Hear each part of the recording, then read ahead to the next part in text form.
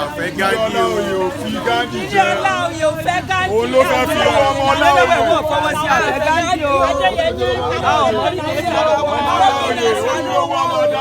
àfẹ́ Ghandi ìjọba wa His Excellency Governor Seyi Makinde a mọ̀ yí pé ọ̀jọ̀gbọ́n tí orí rẹ̀ pé gbà níyìn ẹ bá wa gbìyànjú ibi tí ẹ ní sùúrù fún wa dé ó kù díẹ̀ káàtó ẹ̀yin lẹ ní kí ká ní sùúrù kí ẹjọ́ wo fi parí ní court.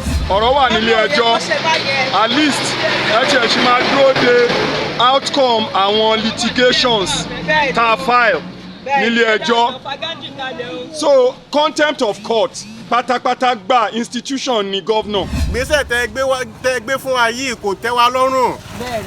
Àfọlábí Ghandi tó ń pera rẹ̀ ọlọ́mọ Olaoye ẹnìkan kò mọ̀ nínú ìdílé wa.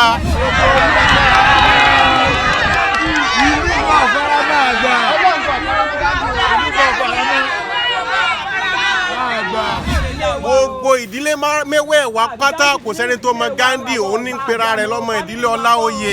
Bàbá rẹ̀ gan ti du oyè rí tí ò rí jẹ torí wọ́n béèrè lọ bàbá rẹ̀ wípé bàbá tó bí bàbá rẹ̀ níbo ni káwọn wọn ò rí yanjú.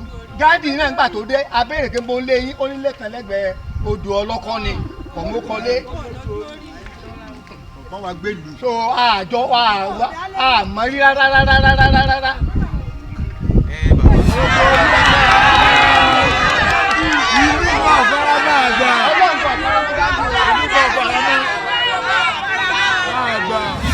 A governor is an institution and is someone who is being elected by the people. He is representing the interest of the people.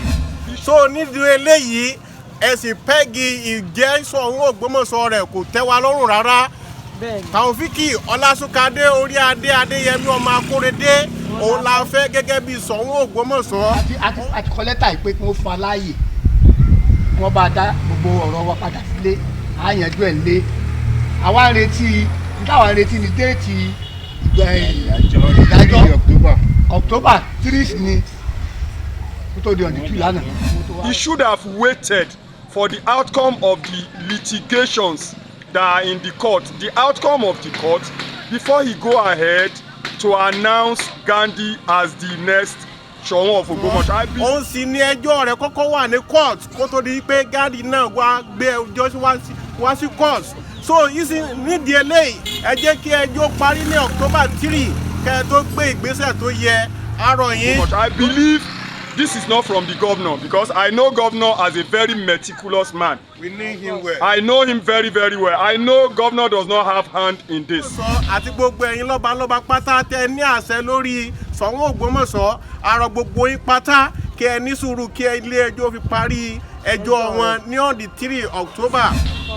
Whenever this our voice gets to governor, please, as a matter of urgency, to reverse the statement in the overall interest of Olaoye family, in the overall interest of Ogbomoso.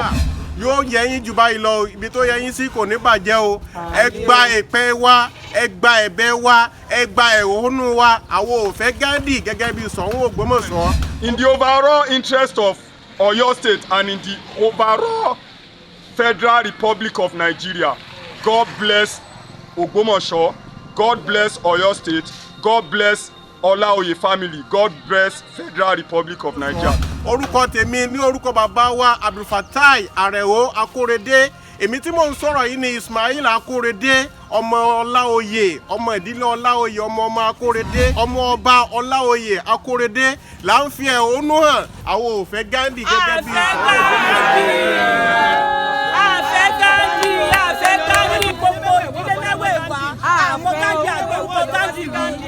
àgbórúkọ ẹ̀rí láti ọjọ́ tí àwọn òsì wá àgbórúkọ Ghandi Kò bá wọn ṣèpàdé ọlọ́mọlé kankan rí. àfaramọ́ tí a ò mọ̀ rí nínú fámìlì. àfaramọ́ Ghandi. ọlọ́mọlé rí a ò fẹ́ Ghandi. Ó kàn ní lọ́sàn-án gan-an.